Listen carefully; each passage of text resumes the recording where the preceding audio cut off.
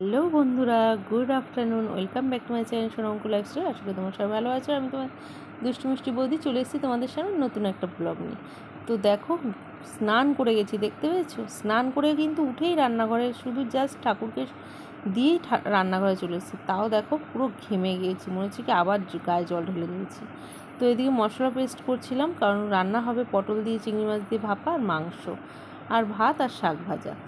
তো তোমার আজকে বাড়িতে একটু লোক এসছে, তো সেই কারণে রান্নার প্রস্তুতি চলছিলো। আর এদিকে দেখো তোমার দাদাভাই আমাকে ভিডিও করে দিচ্ছিলো, আর সেটাই তোমাদের দেখাচ্ছিলো যে আমি কেটে টেটে সব মোটামুটি রেডি করে নিয়েছি। এখন শুধু রান্না করব, খাওয়া দাওয়া করবো, একটু শোবো, রেস্ট নেবো, আবার একটু বেরোবো বিকেল টাইমে। তো চলো রান্নাবান্না করে নিই, খাওয়া দাওয়া করে নিই, তারপর আবার আসছি। তো দেখো বিকেল হয়ে গেছে, আর বিকেলবেলা একটু সাজুগুজু করে তোমাদের দাদাভাই, আমি আর ছেলে তিনজনে মিলে বেরিয়ে পড়েছি। কোথায় গেছি দেখতেই পাচ্ছ আশা করছি। নার্সারিতে গেছি। কেন বলতো, এখন তো বর্ষা পড়ে গেছে, আর বর্ষা পড়া মানেই গাছ লাগাতে হবে। আর আমার না গাছ লাগাতে বড্ড ভালো লাগে, বিশ্বাস করো।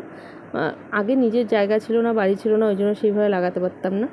তো এখন তো নিজের বাড়ি আছে, তো সেই জন্য নিজের বাড়িতে গাছ লাগানোর জন্য কিছু গাছ কিনে নিলাম। আর কী কী গাছ কিনে নিলাম সেটা তোমাদের পরে আমি দেখাবো। তো গাছ টাছ কিনে ওখান থেকে বেরিয়ে চলে আসলাম মেলাতে। মেলা হচ্ছে, যেহেতু রথ চলছে, রথ আগের দিন চলে গেছে, কিন্তু রথের মেলাও চলছে। তো সেখানে একটু ঢুকে পড়লাম। আর মেয়েদের মানেই তো জানো, রথের মেলায় যাওয়া মানে কি কিছু ঘরের টুকটাক, রথের মেলা কেন, যে কোনো মেলাতে যাওয়া মানেই ঘরের সংসারের কিছু টুকটাক জিনিস, সংসারের যেন জিনিস কেনা যেন শেষ হয় না। তো এগুলোই তোমাদের দাদাভাইকে দেখাচ্ছিলাম, এটা নেবো ওটা নেবো। তোমার দাদাভাই বলো তোমার ব্যাপার, তোমার যেটা লাগবে মনে হবে সেটা তুমি নিতে পারো। তো সেগুলো নিচ্ছিলাম, কিন্তু অনেক জিনিসগুলো আবার বাদ দিতে হয়েছে, কারণ আমাদের কাছে না সেইভাবে ক্যাশ ছিল না, আমাদের কাছে দুজনের কাছেই অনলাইন পেড ছিল, কিন্তু ওখানে অনলাইন পেডটা নিচ্ছিল না। তো ওই জন্য কিছু কিছু জিনিস নিয়েছি, আর কিছু জিনিস আমাদের শেষে যেয়ে বাদ দিয়ে দিতে হয়েছে। কারণ হলো কি, যেহেতু আমাদের কাছে অনলাইন ছিল, আমাদের কাছে ক্যাশ সেইভাবে রাখা ছিল না। তো আমি জানতাম যে এখন রীতিমতন আমাদের গ্রাম হলে কী হবে, সব জায়গায় বেশি, আমাদের শহরের থেকে আমি দেখলাম বেশি গ্রামে অনলাইনে সব পেড করে, কিন্তু এখানে হলো না। তো ওই জন্য বাধ্য হয়ে কিছু জিনিস আমাকে আবার রিটার্ন করে দিতে হয়েছে, কিছু কিছু জিনিস।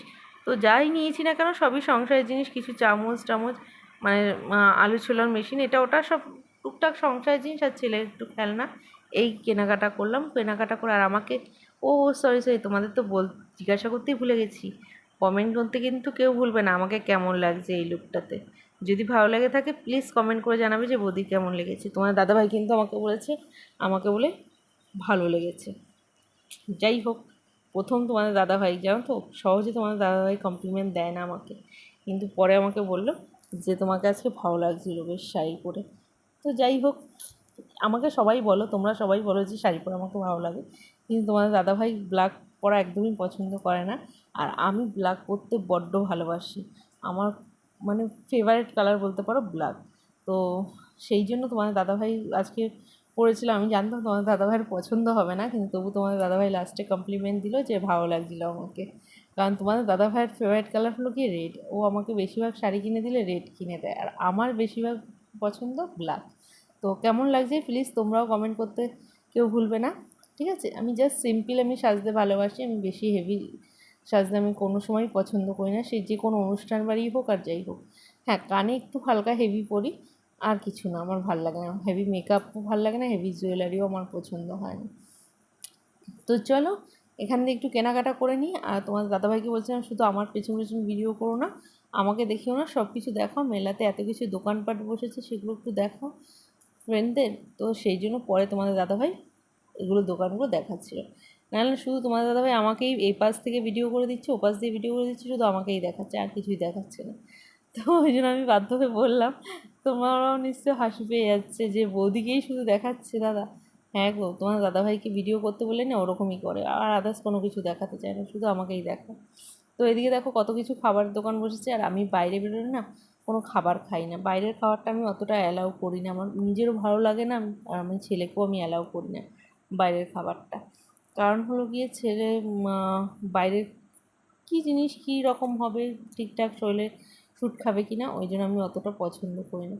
তো বাইরের এখান থেকে জাস্ট একটু পকোড়া নিয়েছিলাম, আর কিছু করিনি। যেহেতু এসছি বাচ্চা নিয়ে, তো কিছু মুখে না দিলেও খারাপ দেখাবে, তো ওই কারণে একটু হালকা একটু পকোড়া নিয়েছিলাম, চিকেন পকোড়া। তো সেটা নিয়ে বাইরেই আমরা চলে যাচ্ছিলাম। তো যাই হোক, মেলা ঘোরা হয়ে গেছে, মেলায় টুকটাক কেনাকাটা হয়ে গেছে। এখন ছেলে আরও আবদার করছিলো এটা দাও ওটা দাও, তো ছেলেকে বোঝাচ্ছিলাম যে বাবা নিও না এখন, আবার মেলায় আসবো আমরা উল্টো রথে, তখন আবার কিছু নেবো।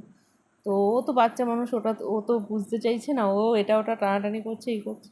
তো ওকে নিয়েই হাসাহাসি করছিলাম, আর আমি তোমাদের দাদাভাইকে বললাম চলো তাড়াতাড়ি করে বাইরে বেরিয়ে যাই, অনেক রাত হয়েছে, আবার বাড়ি ফিরতে হবে, রাস্তাঘাট পুরো অন্ধকার, কারণ আমাদের গ্রামের রাস্তা, বুঝতেই পারো রাস্তায় তো আলো নেই। তো ওই নিয়েই তোমাদের দাদাভাইকে বলছিলাম, আর ওই দেখো ওইদিকে আমার ছেলে টানাটানি করছে আমাকে। তো চলো, ভিডিওটা কেমন লাগলো প্লিজ জানাবে, কমেন্ট করতেও কেউ ভুলবে না কিন্তু। ওকে, বাই বাই।